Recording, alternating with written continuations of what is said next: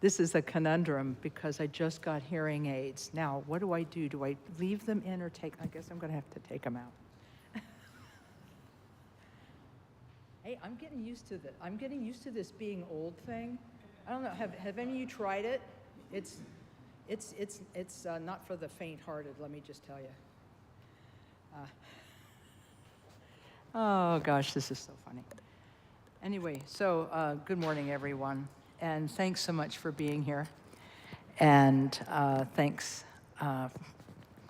for coming here on what for many people is a very special holiday weekend for your families and perhaps even for yourselves. I just want to thank everybody for being here today. I think you may have seen our Christmas visitor. How this came about was last week a person visited KTC and said, I have this Chenrezig Bodhisattva of compassion statue. I have this statue at my home, and I would like to give it to you. And I said, oh yeah. He says, I'm thinking of giving it to you. And I'm like, okay, sure, absolutely. And because when we talked to the abbot of our home monastery a few months ago, Khenpo Urgyen Tenzin, we asked him, well, you know, could we make the shrine go from this wall to that wall and fill the entire open space here with cabinetry? And he said, well, if you're going to do that, you're going to need more statues. And I'm thinking, and the problem with that is, you know, so this is going to be the first of those extra. We need to get two large-ish statues of approximately this size, this one just the person texted me on Friday and said, can I bring it? When can I bring it? And I said, oh, so that means you're giving it. Wow. Okay, number one. And number two, how about tomorrow?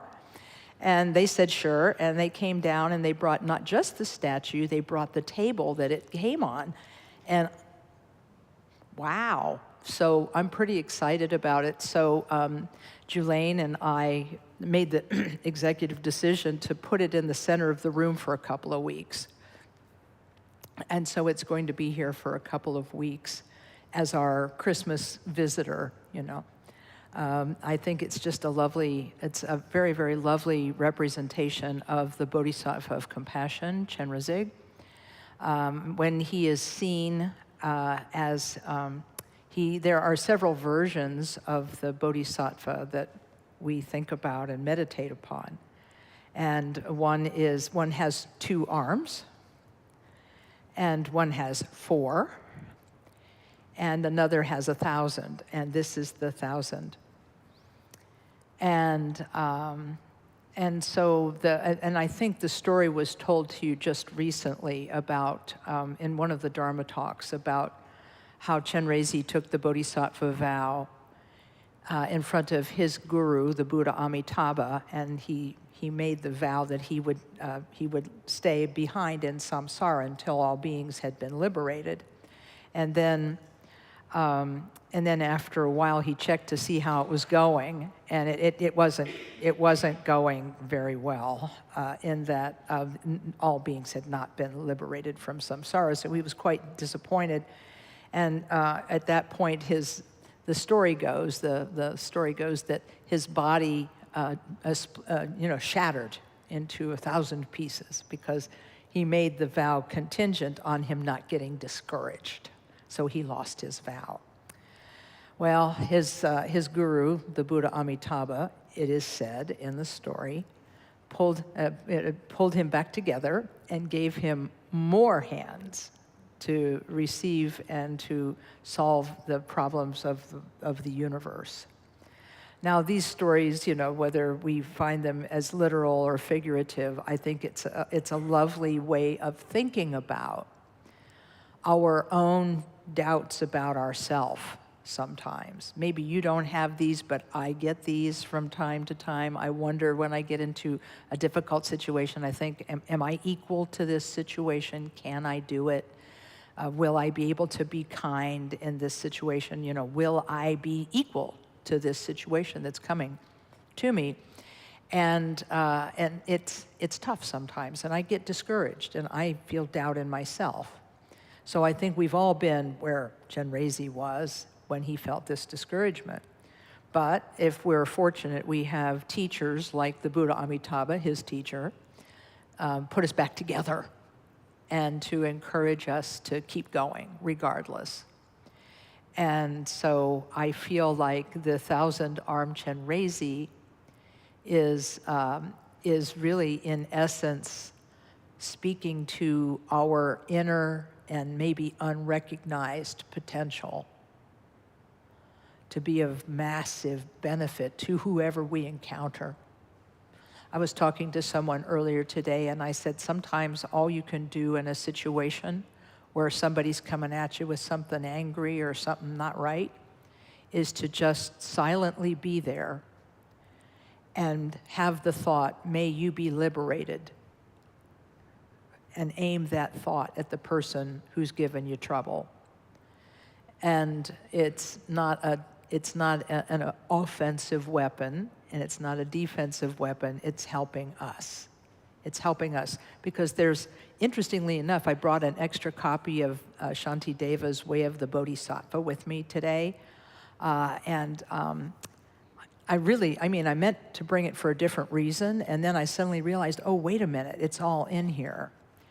In chapter 2, Shantideva says, may all of the illnesses and difficulties and troubles of the world be completely scattered and destroyed.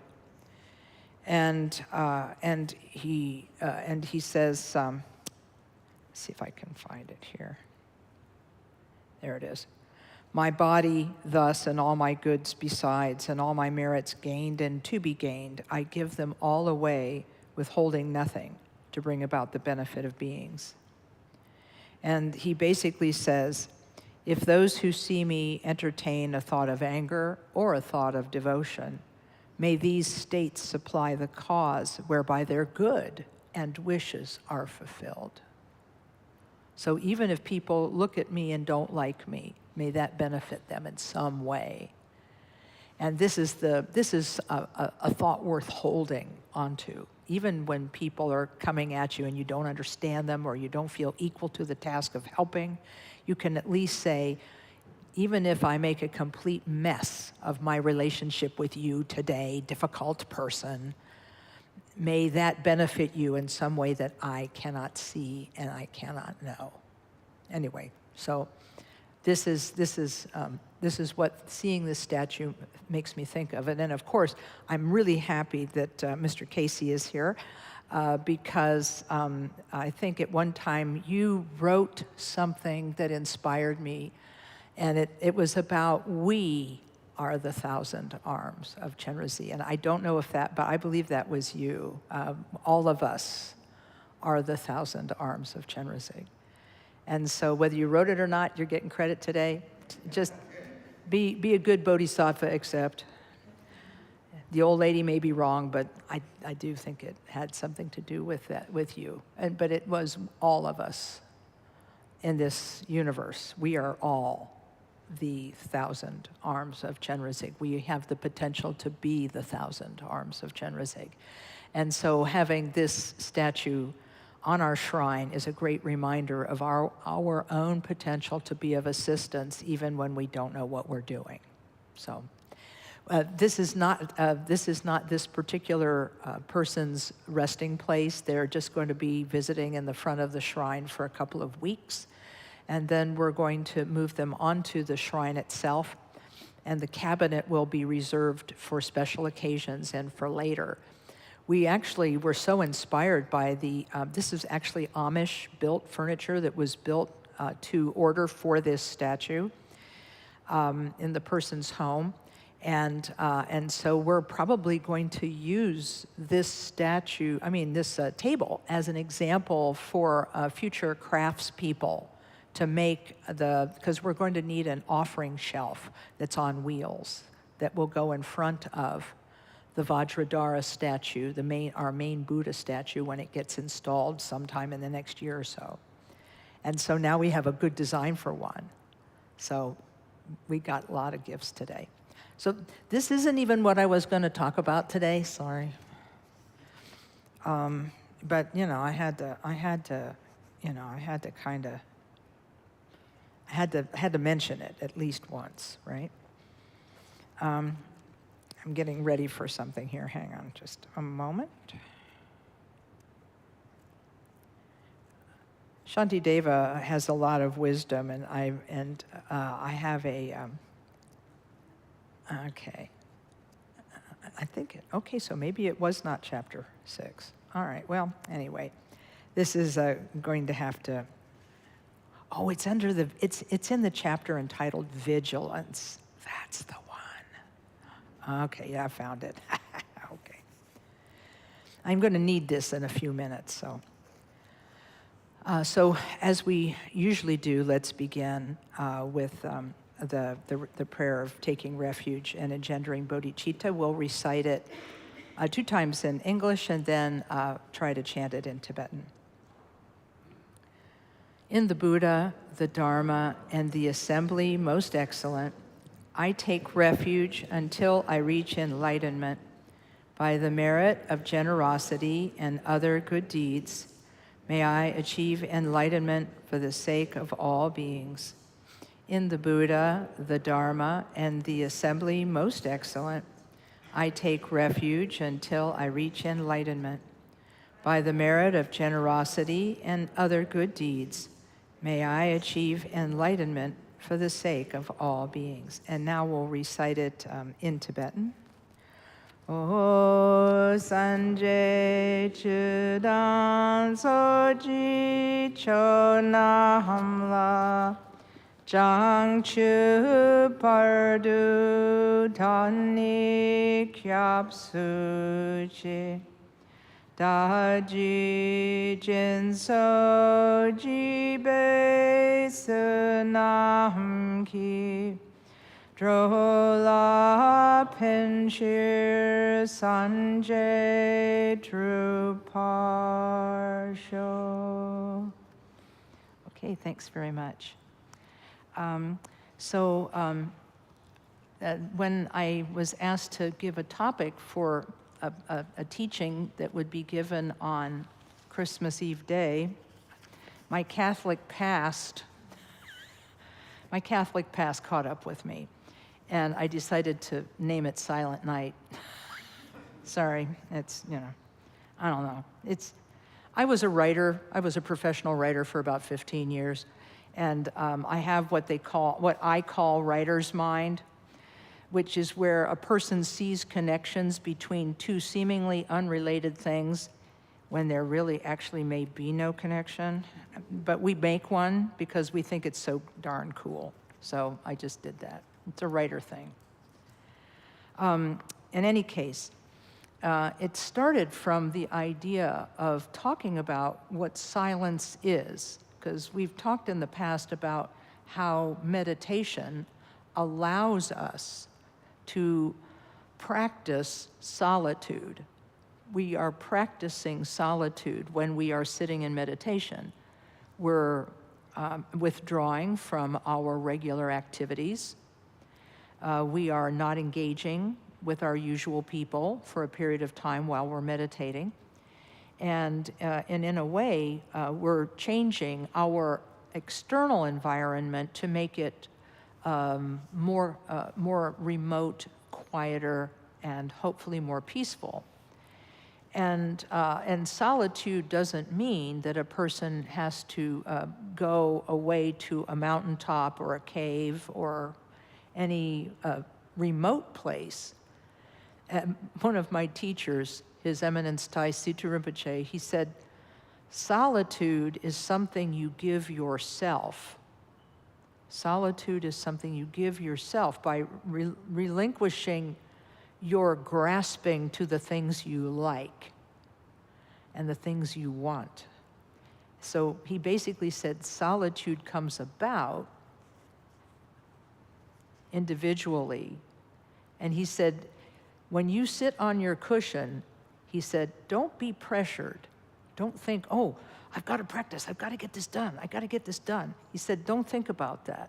He said, give yourself the gift of solitude by saying, I'm going to be sitting here for a while, and I'm going to give it my full attention, and I'm going to sit as though I have all day.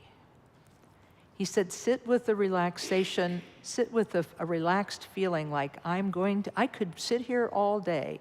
I have all the time in the world. He said, get the feeling that you have all the time in the world.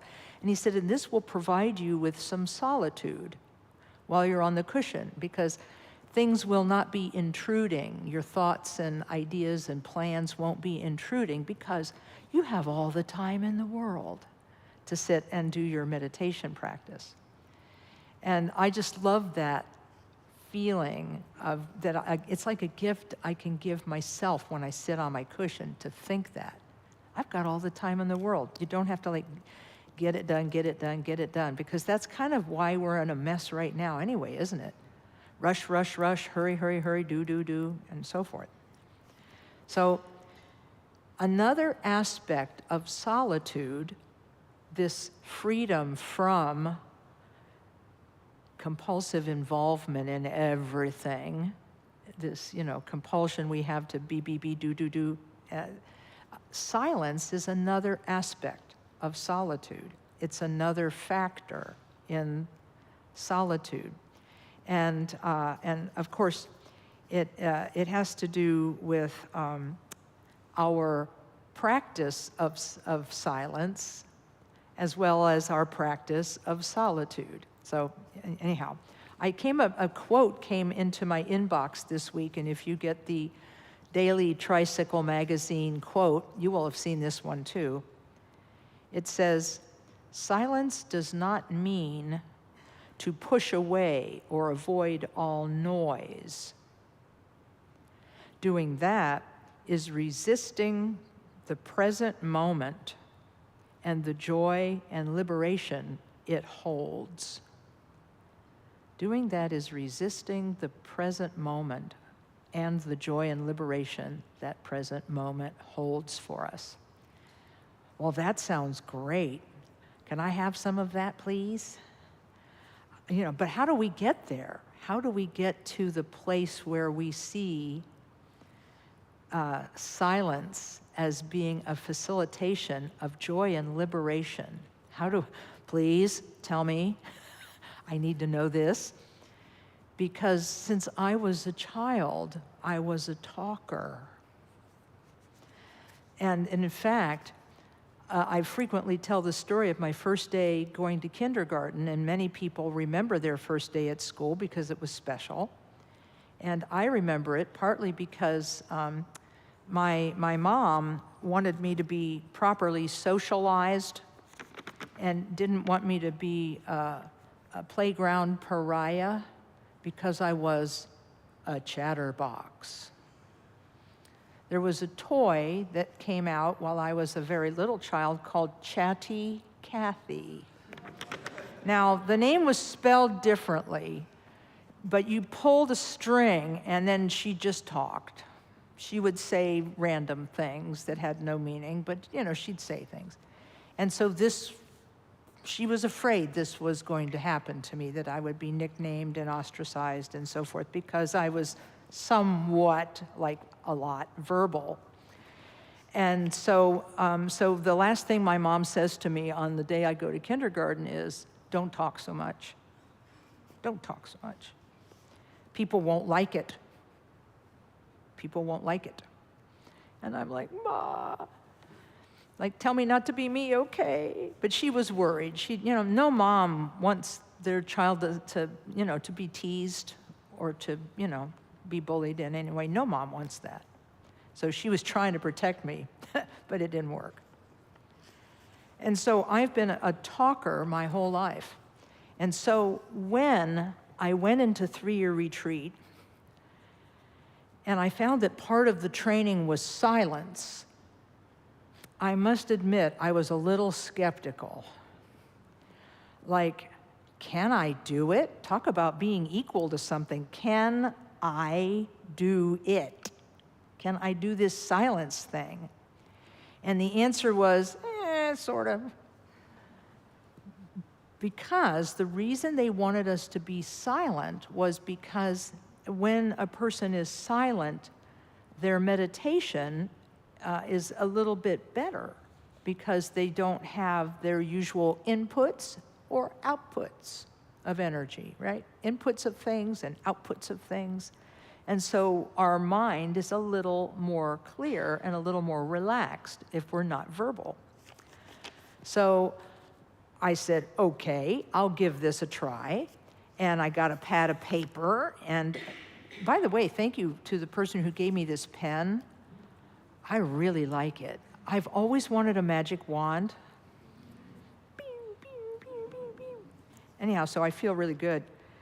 So I wrote notes instead of talking. And we were allowed functional talking for 3 months and then 6 months of total silence. And it was interesting. And in fact, the total silence was supposed to be so total that you didn't even look at somebody. You didn't even make eye contact with people. And the purpose of this was because at the same time we were practicing this kind of silence and inward turning, we were supposed to be visualizing ourselves as a Buddha and reciting mentally the mantra of that Buddha. And if you're like making eye contact and being all social, it's harder to do that. Because when we make eye contact, we are in communication with someone. And when we're in communication, our, shall we call it ego fixation? Let's call it that. Our ego fixation becomes activated. It becomes activated, and then we spend a lot of time trying to project an idea of who we think we are to the other person. So what happens when you unplug that for 6 months? Very interesting. That's what I will tell you. Now, I cheated a lot because I wrote notes. But some people, they didn't even cheat. They went for it. They went for complete silence. And my hat was off to them. I couldn't do it, though. The only time I spoke during the entire 6 months, because I actually did speak once, and it was because my job was, I was critter relocation. I was the critter relocation department. The 3-year retreat in upstate New York is out in the woods. And so we would have critters, insects and things, that would get into the retreat house that didn't belong there, and they needed relocation because we were nonviolent and weren't killing them. So I end up with a beetle of some kind. Nice big one, though. A nice big beetle, and I did my thing, piece of cardboard, cup, get the beetle, take him outside, and then I'm gonna put him or her on the wood pile. It is January, and it is very, very cold, and I recognize that putting the bug outside might be bringing on its untimely death. And so I put the insect out on the wood pile, and I said, "Oh, I'm sorry." I apologized to a bug. Yeah, what can I tell you? So here's my story about this. This was my story about the chatterbox who had to be silent for 6 months, and she spoke to a bug. Okay, there you go. But there was something I learned from that experience. There was definitely something I learned from that 6 months. And it was, I learned how much all of us project ourselves into the world through what we say and what we do, and through the relationship that occurs even on the street when you pass somebody and say hi to them. We're always projecting who we think we are in these ways. And so what happens when that stops? Well, here's what I think happens. We all want to be seen and known, right? That's what we want. We want to be seen, we want to be acknowledged, we want to be known.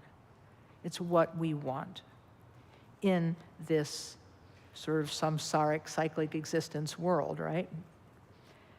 Our identity is wrapped up in our expression. Well, when you're not looking at someone and not making eye contact and not speaking, that goes away. That projection goes away. And it's almost like you get a blessed vacation. Woohoo! And I took it like a vacation. I didn't have to impress anybody. I didn't have to impress anyone. I didn't have to entertain anyone. I didn't have to lie to anyone. It was actually really wonderful to be silent for those 6 months, because I realized how much energy I was using being social.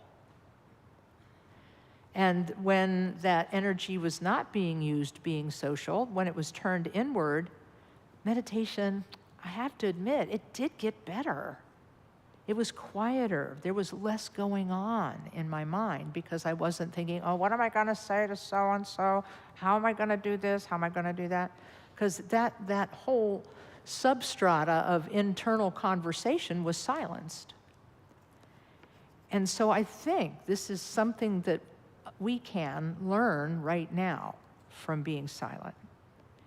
Because we can start by just practicing silence. And the easiest way to do that is to try to do some meditation practice every day. Now, you may not be able to be silent for 3 months, 6 months like this, but what you could be silent for is you could practice being silent for half a day. At KTD Monastery, when people are doing this, they wear a little badge that says, "In silence."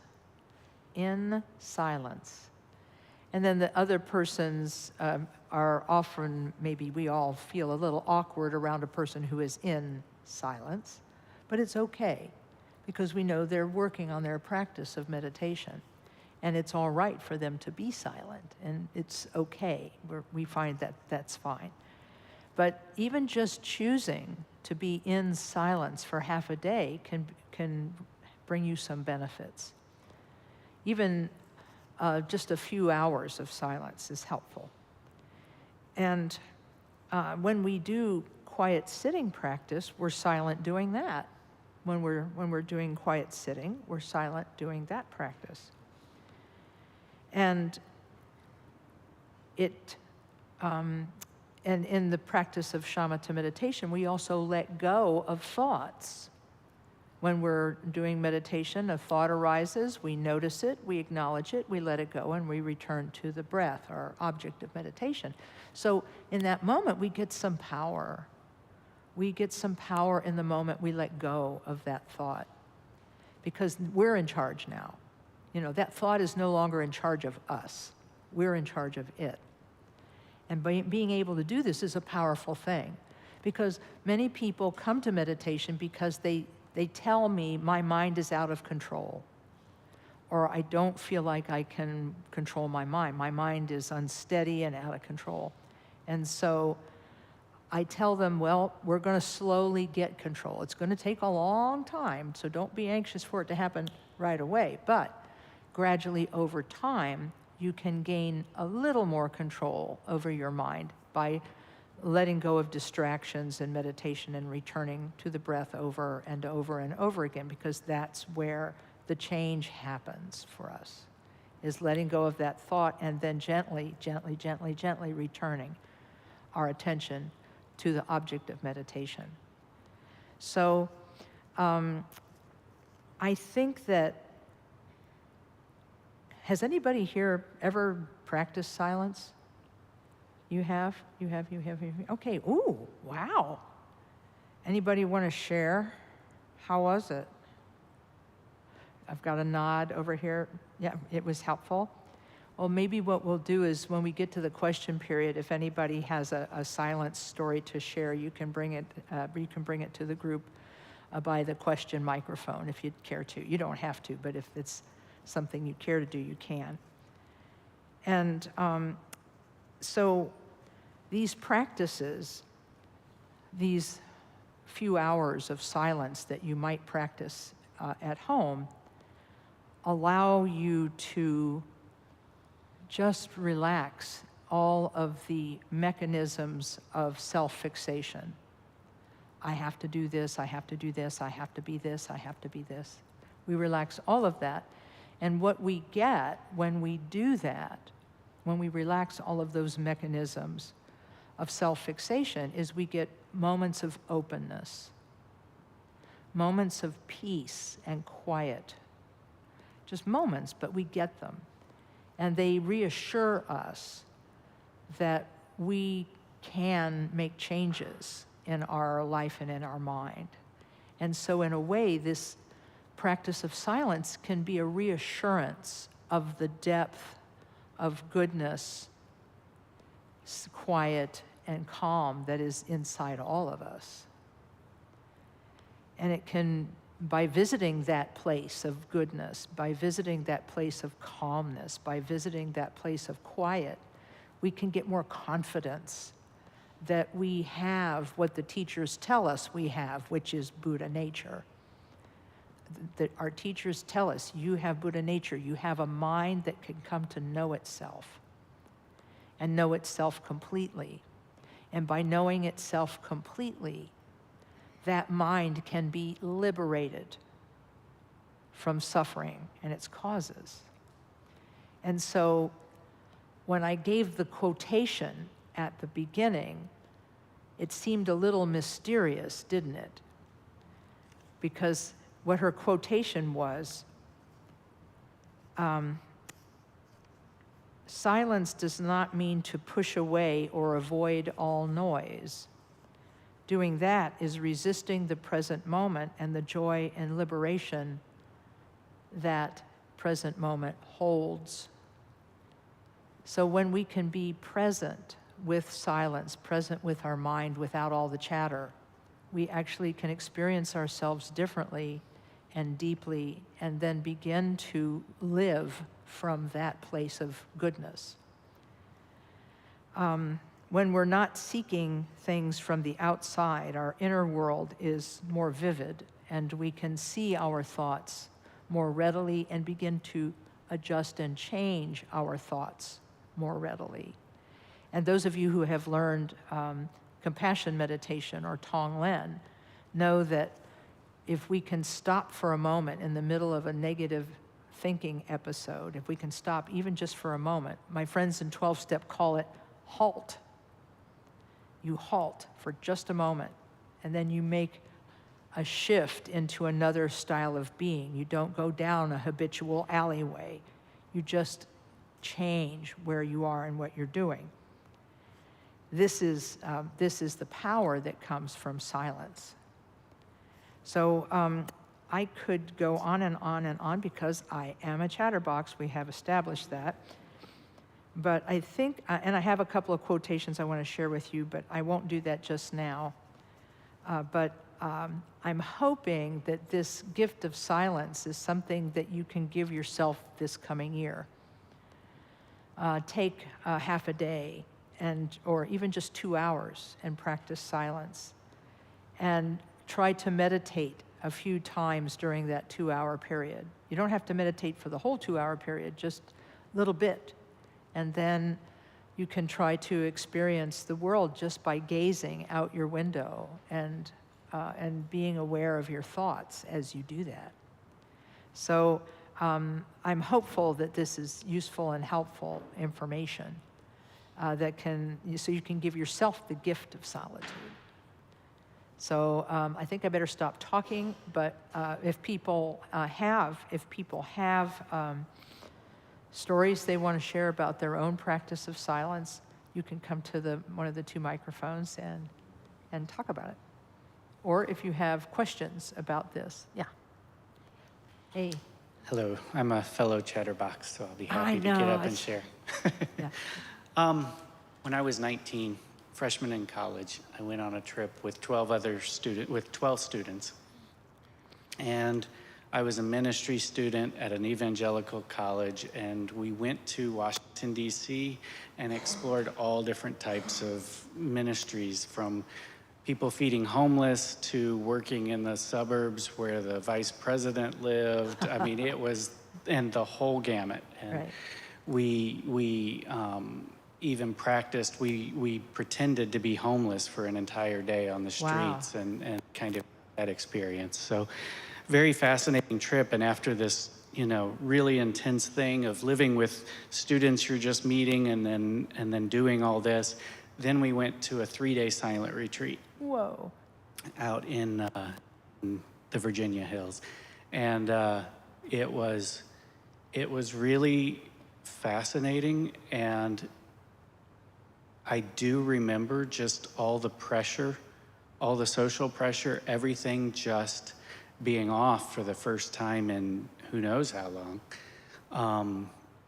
And I had a very powerful experience of connecting during those 3 days. And then that following semester, started learning a lot of different spiritual practices and I think it was the first time that I'd ever really connected to spirituality as opposed to religious practice and teaching and things like that. Mm-hmm. And so it was really, really, I would say, kind of a seminal moment for me in my journey at that age. What I really found interesting was that there were 11 of us that all just thought it was the best thing ever, the experience of a lifetime. And there was one student who had been, engaged in all that we had done. He was not, didn't have a bad attitude or anything, but when he met with that silent retreat, his body language, his sighing, he let it be known that he thought it was a bunch of bunk. And it was nothing to him. And I just found that fascinating. Yeah. That I've never forgotten the way that, came across. So Yeah. I don't know if he was threatened by the silence or just what that was, but. Yeah. The juxtaposition of everybody else's feelings and this one person's feelings. Yeah. Just interesting. Interesting how just ceasing to talk can bring up so much. Well, that's right. I completely agree. When I talk to people who are going into a retreat, whether it's a short one or a long one, but especially for the 3-year retreat, I do advise them that this is coming, that these silence things are coming, these silent practices are coming, and I tell them just relax into the situation and be present with it, And I remember, I think that the story you're telling about this person, we can't know the minds of others, but I do think that fear probably fit into it, and it probably seemed too extreme to this person, and so that's why they decided to react that way. But yeah, I know. Some people are also just really threatened by their own quiet thoughts, because we not everyone has a good time in this life. Mm-hmm. And many people experience things that are untoward, things they don't want to have happen to them. Mm-hmm. And for some people, silence is a place where they can mentally relive those moments of pain and fear. Mm-hmm. And so for them, it's threatening in lots of ways that you and I might not experience it as. So I think we have to accept the fact that everybody is built differently, and their karma is incredibly different. Mm-hmm. Mm-hmm. It's incredibly different. I mean, anybody who teaches knows that karma is incredibly different for each person. So thank you. Thank you. Yeah. Thank you. Yeah. And yes, hi. Yeah. I just wanted to share something about silence. It was a really good lesson. I might have you. It was a really good lesson about silence. Years ago, I went to a few teachings with, it was huge, obviously, like huge on university campuses with His Holiness the Dalai Lama. Wow. And they had like big public talks, and then he would have smaller, smaller as in like a couple thousand people with these teachings. And, you know, we're all so hyped up. I mean, we're sitting here in this auditorium with him, and we're so, and I'm kind of a word person, and having all of his teachings along with his translator, and he's just talking, and it's just stuff that's high level Buddhism, and you know, we're like so excited, and I think because we were all, you could feel in the whole auditorium just the energy. It was just like booming. But the really interesting thing that I found was they had like before the thing, they had taken questions and answers that they had planned for His Holiness to answer. And a woman stood up and read her question, which was something about she was grieving for her husband, and how could she, you know, she's been trying to meditate through all of this, and did he have any words of advice, you know? And all these words that he was saying, and everybody here was so excited and hanging on to his every word. For 8 seconds, well, he said, just before I talk, I'm going to just say a prayer for you and do a quick meditation. And for 8 seconds, he bowed his head and did that.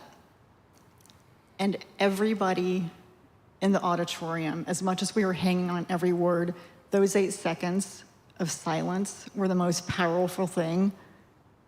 And it literally felt, and probably because the energy was so high already, it felt like there was a shock wave going through the audience just with that silence. And it was a really good lesson for me because I was so attached to all the words that were coming out of his mouth. But we all, when that 8 seconds of silence was over and he was done with that prayer and meditation, we all just kind of looked around at each other, and it was transforming.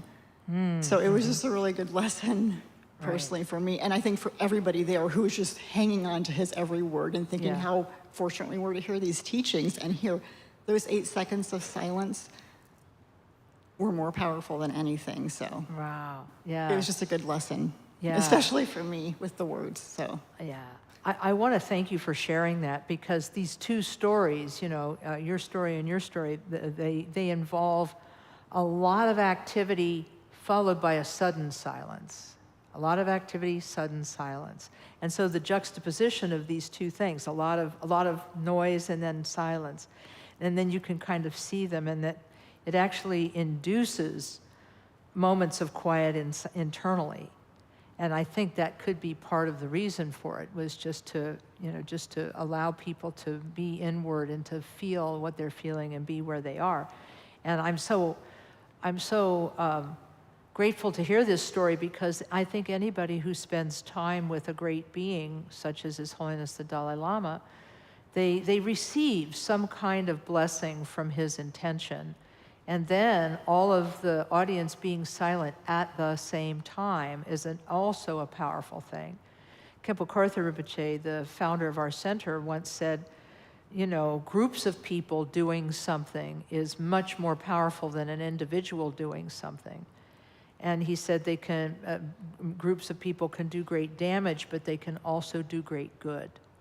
And so it could very well have been that in that moment, everybody was silently with the woman who was grieving, and yet but it was the silence that impacted them. So thank you for sharing that. Yeah, you're very fortunate to have had that experience, both ends of it, you know. I mean, you know, he can teach people just by being in the same room. I mean, you know, it's rare, but there it is. Yeah, so thanks. Yes. Thank you, Lama Kathy, for the No. teaching. Now that we've had 2 meaningful stories about silence, I'll get to mine. I'm quite all right with this. I think we're learning something from every story. So yeah. Yeah, Bethany and I did a silent meditation weekend earlier in our marriage, and I thought, oh, I've meditated, I can do this. I lasted until Saturday morning at breakfast when I spilled my coffee, and my break of silence was, oh, bleep. Then by 10 a.m., I did a drive-by during a walking meditation with Bethany saying, I am not doing well. So it felt like a month. It was the longest time. But, and in some level, I think the intimidation, I've not done one since, but I also really want to do one again because of that extension of time, the quieting, that forced quieting of the mind. But I think during the teaching, you mentioned something more or less giving ourselves permission to create that space and to take a weekend off from the family, from everything for myself feels beyond what, feels selfish. I get and it. so how, so can you revisit that point? Sure. Can you give a little bit of encouragement to? Sure. Yeah, absolutely. I mean, I was talking with someone earlier today, and I remembered a 12-step quote, which was, if you do what you've always done, you'll get what you've always got. So doing something different is a good idea. And I'm wondering if maybe seeing the experience as a sort of vacation is good, but seeing it as an enrichment of your own mind and heart is another way of seeing it. Because we've been raised in a world where we are part of a bigger whole. We're part of a society, and we have a role to fill in that society, and we're so used to deriving our sense of self-satisfaction and a sense of personal accomplishment from being able to do, but not to be. Unless being involves doing, like I am a mother, or I am a father, or I am a worker, or I am a this, or I am a that.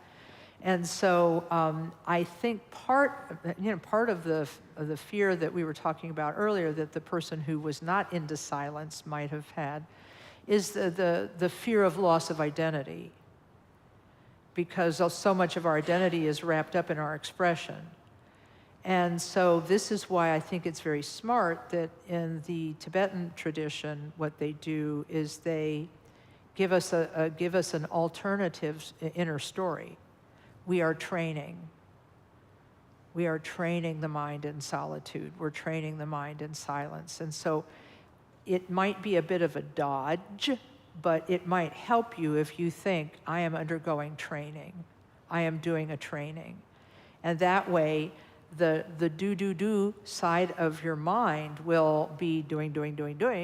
You see what I'm saying? So and you will feel like you're doing something so that you can bring back a better you. So, I mean, you can do it that way. But then gradually at some point, the bodhisattva motivation will be a good backstop for you, because wishing to be of benefit to all beings that you encounter is sort of like, that's like not just a backstory, that's like a backstory. It's way behind, and underneath everything is the bodhisattva motivation. And strengthening that motivation and having that be the core reason for going silent for a day or two. Saying, I want to be that bodhisattva in training, right? And that will give you enough of an identity that you don't have to worry about it. You don't have to feel like, oh, I'm a failure, or oh, I'm success. I'm training. I'm in training. When athletes go into training, right? They have a mindset because they have a goal in mind. Well, so your training is, you have an inner goal, and your inner goal is to be okay with who you are and where you are and what you're doing. And if our identity is me who accomplishes this and me who accomplishes that, well, then we're going to be in trouble. on a weekend where we're not not doing, right? But if our goal is to be a bodhisattva who always thinks of the benefit of others, we're going to make lots of progress on that by being silent. So, try it. It's a little bit of a dodge, but eventually we have to let go of even that and just be with the mind as it is, which is really fascinating because we've done it accidentally all the time. Every time we go to sleep, we pass through that state of mind when there's nothing going on and everything is just fine. We go through that moment of awareness, that present moment of mind's natural, luminous awareness, where that's all there is just our awareness. And that, when that gets comfortable, then you don't have to worry. When that gets comfortable, then you don't have to worry about what story we're going to tell ourselves about it. But try being a bodhisattva in training. Okay.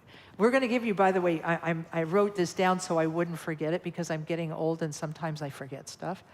I want to let you know we're going to do silent retreats next year. So I'm going to start with like a 1 day and then go to 3, and then eventually we're going to do a little more. So slowly. Stay tuned. Yes. Hello. Hi. Hello. Yeah. I wanted to share, mine's pretty brief. The first time that I did a silence for my retreat, well, it wasn't really a retreat. I was living at KTD and I was working in the kitchen. And so I was like, oh, I could do silent practice and not talk because I don't need to talk to work in the kitchen. So I told people I was getting ready to do this. And people who knew me were like, oh my goodness, you're never going to do it because you like to talk so much. And I was like, no, I'm really serious. I'm going to do it. So I was doing it. And of course, everybody's trying to talk to me and sort of like teasing me by talking to me, and sort of like, oh, are you going to really stick to it or not? And I had decided I was going to do this for several days. And what was interesting is I thought it was going to be really hard not to talk, not to talk. But what was actually hard was other people's expectations, and not just people who were teasing me, but like people who didn't know me, guests were talking to me like, oh, can you get me more cereal or something, and I'd be like, signaling with my body language, yes, I'll go get it for you, and they would be kind of like taken aback, Right. So I thought that was interesting because that was actually the harder part for me. Mm-hmm. Was other people's expectations of you. Yeah, and I think that's because we are all so social.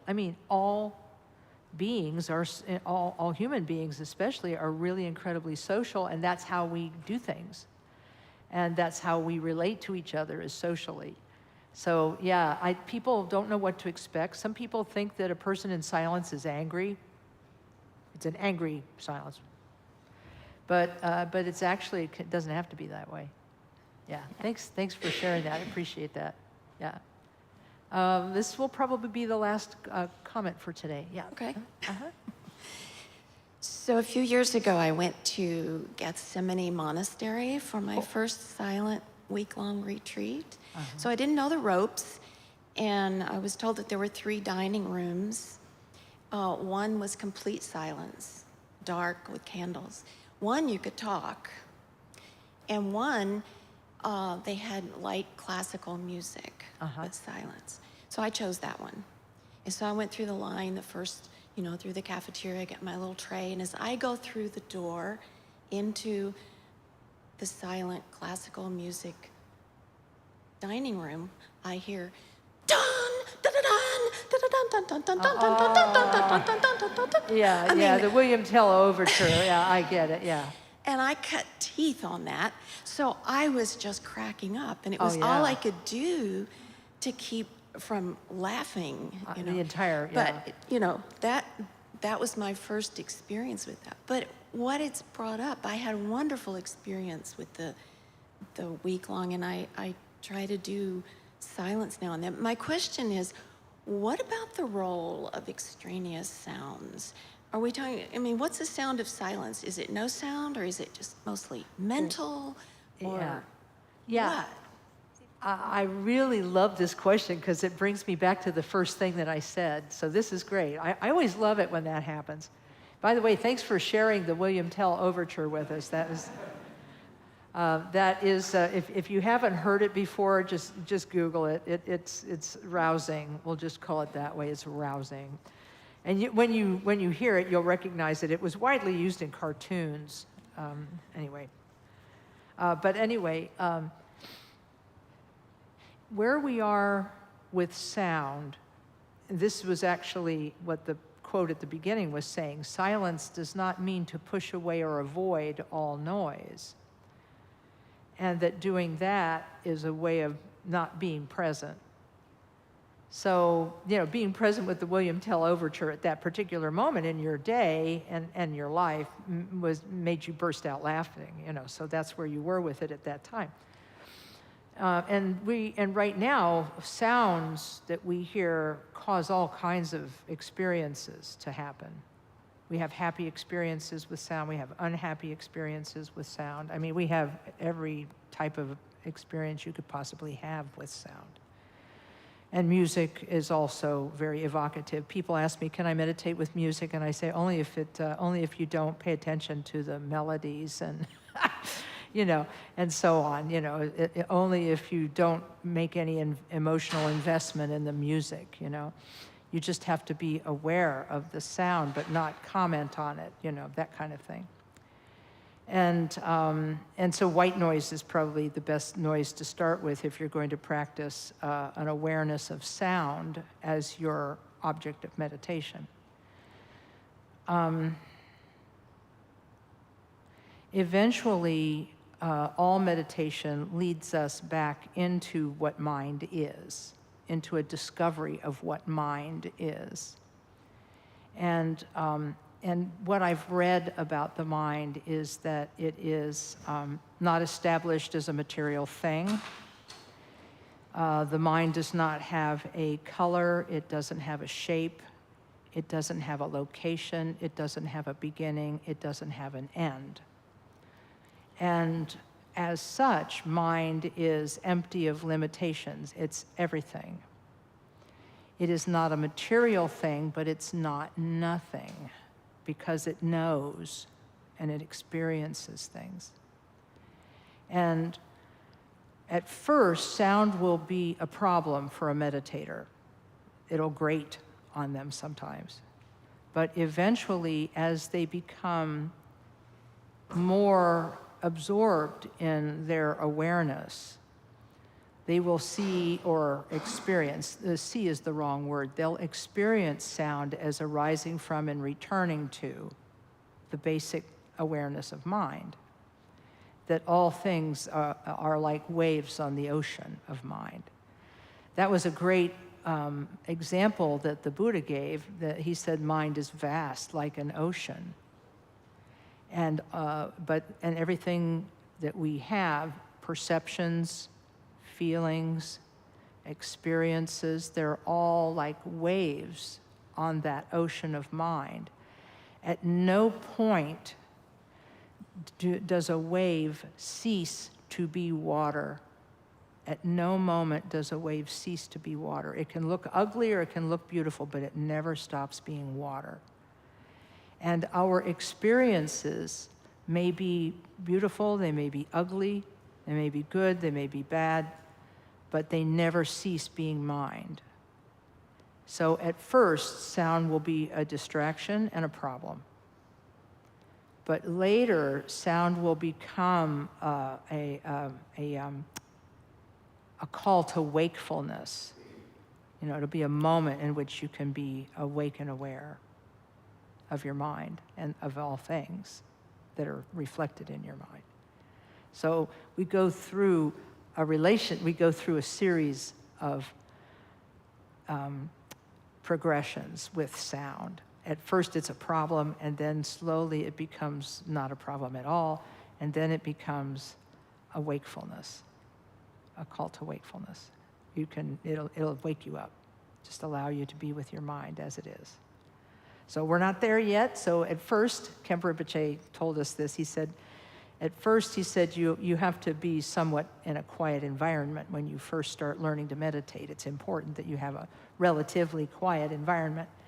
But after a period of time, you can begin to get used to sound.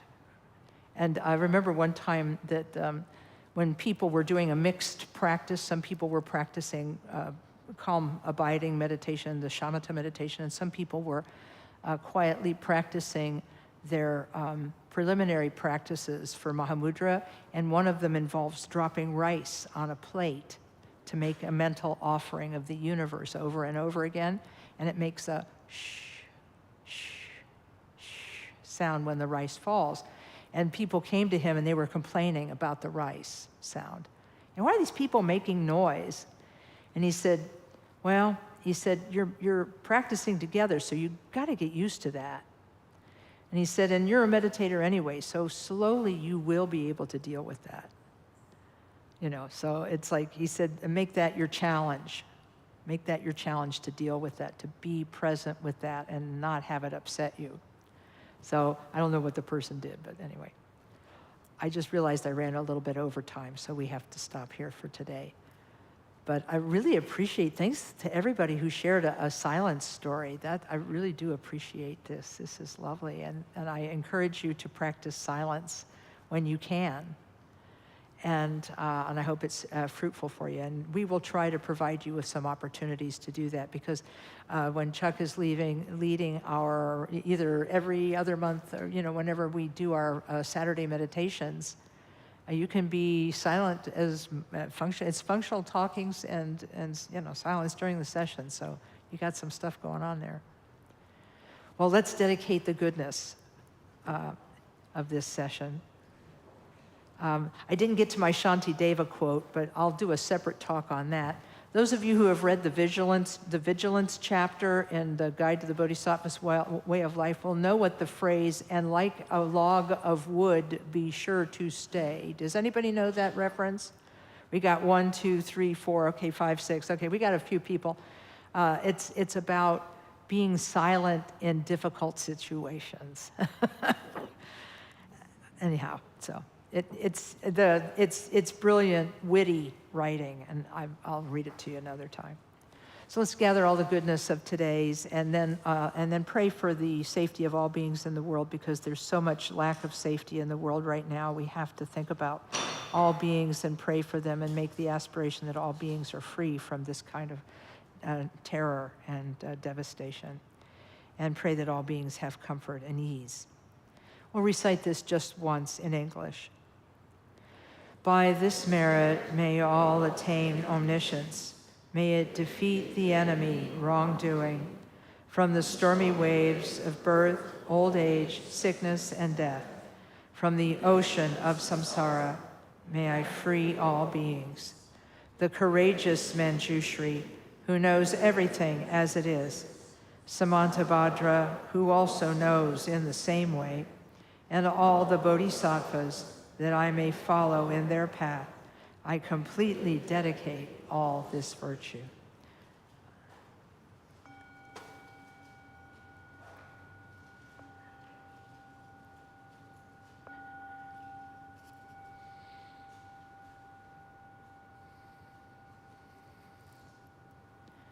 Thanks, everyone. Thanks so much. Be safe out there, and we'll see you next week. Okay, thank you, and thank you, Sound Department.